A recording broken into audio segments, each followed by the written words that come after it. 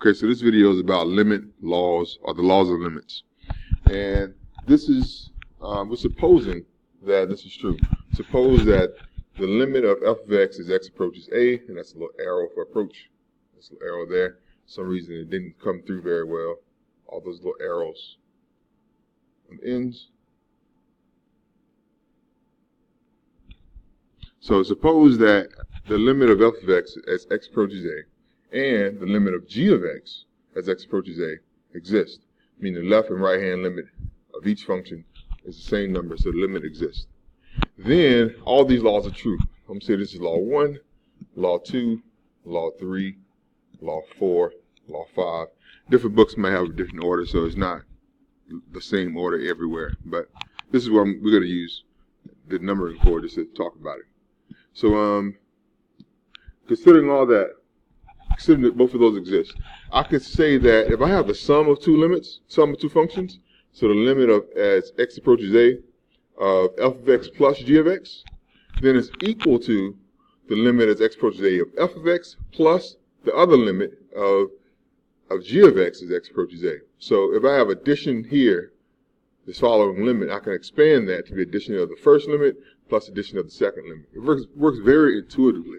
Like it works pretty much like you think it will. And it works that way for all of them. If I have subtraction, I can subtract the limit of the first, subtract the limit of the second. This is called the sum law. This is called the difference law. This is sum law. And this other one is called the constant law. Like if I have the limit as x approaches a of some constant, whenever you have c in calculus, that little c generally means constant, as in any number. So like 3, 4, 5, -2, whatever that number is. So we got the limit as x approaches a of some constant times a function. I can take the constant out and multiply it later to the limit of the function. All right, and the next limit is this is called the constant function, constant law. And the next one is the product law. So that's f of x times g of x. So it's the product of f of x and g of x. And it works like you think it should. I could take the limit of f of x times the limit of g of x as x approaches a. Again, this is the product law. And the final one is, it's called the quotient law. So if I got the limit of a fraction, one function divided by another function, well, that means I take the limit of the numerator and take the limit of the denominator. And that, as long as the denominator, as long as the limit of g isn't 0, it's going to be true. Like the limit of g is 0, then it's undefined. But as long as that's not 0, it's going to be the same thing as limit of the numerator divided by limit of the denominator. But really nice to know, makes limits a lot easier having understood those laws. So I'll write those laws down. You can pause the video, write it down. It's in a textbook, but it makes better sense to actually write it out. It comes a little bit more clear to you by writing it out. So I'll pause the video and do that now. I'm about to change the screen. All right, so this is the question. It says evaluate each limit below. Evaluate means find the value of. So you want to find the value of each limit. The first one says the limit as x approaches -2 of f of x plus 5 g of x. So basically what that means is, first find the limit as x approaches -2 of f of x. And then add 5 times the limit as x approaches -2 of g of x. All right, so to find the limit of f of x as x approaches -2, you can really look at a function. Like, this is f of x, this is the f, so it's the red one, and g apparently is the blue one. So if that's the case, on the left and right side, they both start to approach this value. It doesn't equal that value at that place, but they approach this value on the left and right side. So the y value there is 1. So the limit as x approaches -2, again, this is 1, 2, this is -2. For the f function, it's clearly +1. So I know the first number is +1, plus 5 times the second number. And the second one says the limit as x approaches -2 of g of x. So looking at -2 again, g of x, On the left side approaches -1, the right side approaches -1, so it approaches -1. So it's going to be 5 times -1.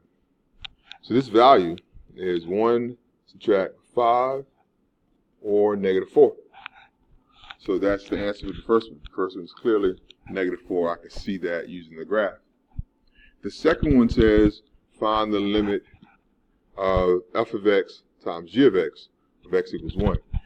If you think you remember the rule, you can try it. You can pause the video and try it without me, because we have a rule for that. It says it's going to be the limit of the first times the limit of the second.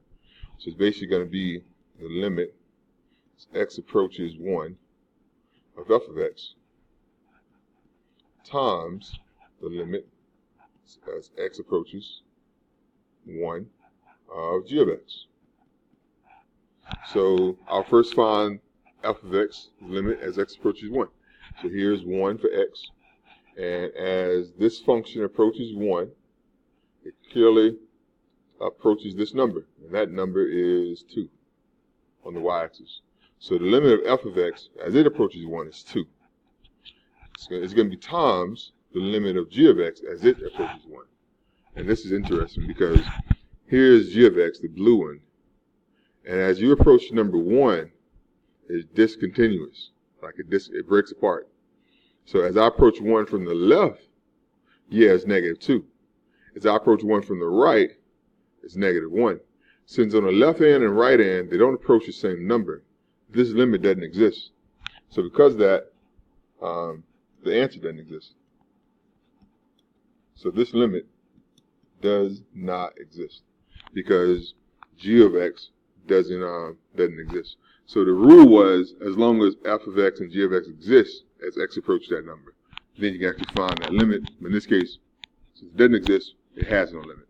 So that problem has no answer to it. All right, moving on. Got another one. All right, so this is a new example. It says evaluate the limit as x approaches -2 of this quotient, of this function. So the best way of doing it, our rule says if I have a quotient here, our quotient rule says I could take the limit of the top. So the limit as x approaches -2. Let's make that look better. So the limit of x approaches -2 of x to the third plus 2x squared, subtract 1.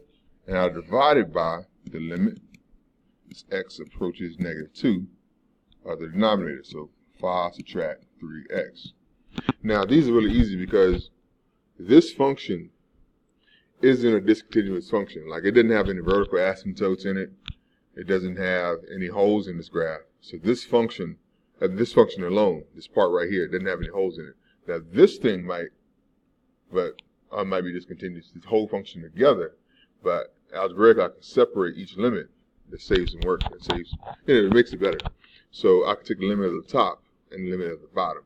And again, this function is a continuous function. X to the third should look something like this. Might not look exactly like that, but should be something along those lines. And this is a linear function, so it should look something like this. Shouldn't have any breaks or any points of discontinuity. So if I want to find the limit of a continuous function, we can simply just plug in the number that we're approaching. So I should just plug in -2 here. So the numerator is going to be -2 to the third plus 2 times -2 squared, subtract 1. And because this is also continuous, I can just plug in -2 there. So it's going to be 5 subtract 3 times -2. So my numerator is going to be -8 plus 8 subtract 1. And the denominator is 5 plus 6. So our answer should be -8 plus 8 cancel each other out to be 0. Put these two together is 0. So it becomes -1 over 11. So the limit of this function equals to 11. And that's it. That's how you find the limit of it if it was a quotient that way. And it's really useful, again, because just looking at this, you might have to do a lot more work to it because, anyway, this is the best way to find the limit there algebraically. You could graph it too to find out the limit, but this is good too. If you graph it, you simply graph this function. And then look what happened as you approach -2. All right, so that's that. Here we go. All right, I got another example here. It says evaluate the limit as h approaches 0. If h approaches 0 of 3 plus h quantity squared, subtract 9 over h. And this is interesting because it's just like our last problem, just on the surface, right? It looks like our last problem.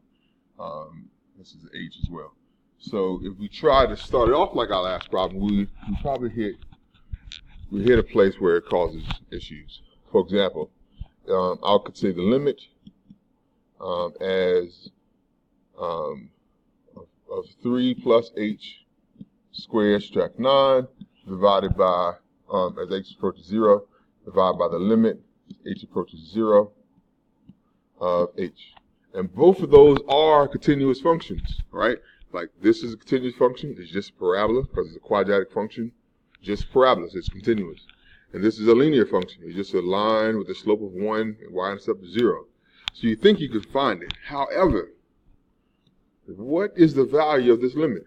What is the value of the denominator? So you take a look at that, the limit of h as h approaches 0 of h. Well, if I plug in 0 for h, you get 0. Now it's undefined, so it doesn't exist. So if we try to use that, we couldn't get an answer because a part of my problem doesn't exist. And that's where the problem lies. Again, the numerator actually going to be 0 too, right? You plug in 0 there, you get 3 squared, it's going to be 9 subtract 9, it's going to be 0 over 0. So because of that, we got to use some algebra to actually do it, because just the formula alone wouldn't work. And so let's change this, cosmetically. It's going to be equal to the same thing, but it's going to have a cosmetic change. So we're going to do some algebra there. So let's do it that way. So here we are. All right, so let's look at this algebra. And if I rewrote that, it's going to be the limit of h as h approaches 0 of 3 plus h squared, subtract 9, divided by h. And I can square that, right? You squared that before in some previous math class, where it'd be 3 plus h times 3 plus h. And when you expand it, it should be, you might remember the rule for squaring a binomial. It should be square the first, which is 9, multiply those together, then double it. So it's 3x, then doubles it would be 6x, or 6h rather, plus h squared. So you square the last. I subtract 9 over the limit as h approaches 0. Well, let's leave it there. Instead of calling it 2 fractions, let's leave it as 1 fraction. So this is going to be over h. And why that's useful is I can manipulate the numerator. I got a 9 here, I got a 9 there, right? So those two 9s cancel each other. And that leaves you with the limit as h approaches 0 of 6h plus h squared all over h. And this has a GCF. I can factor out an h. So that means the limit as h approaches 0 of h times 6 plus h all over h. And what's great here is, well, what happens to the h's? Yeah, they cancel, leaving you with the limit as h approaches 0 of 6 plus h, which is also a constant function, and it's pretty easy. You just replace h with 0. So this is going to be 6 plus 0. So the limit there is 6. All right, it's a pretty good problem. I really like the fact that, one way doesn't work, we look at it other ways. Again, you could have also graphed it and figured out what the limit was as h approaches 0 with the graph. But anyway, that's all I have. Good luck. I'll write this down as a note before you stop, though. All right, good luck.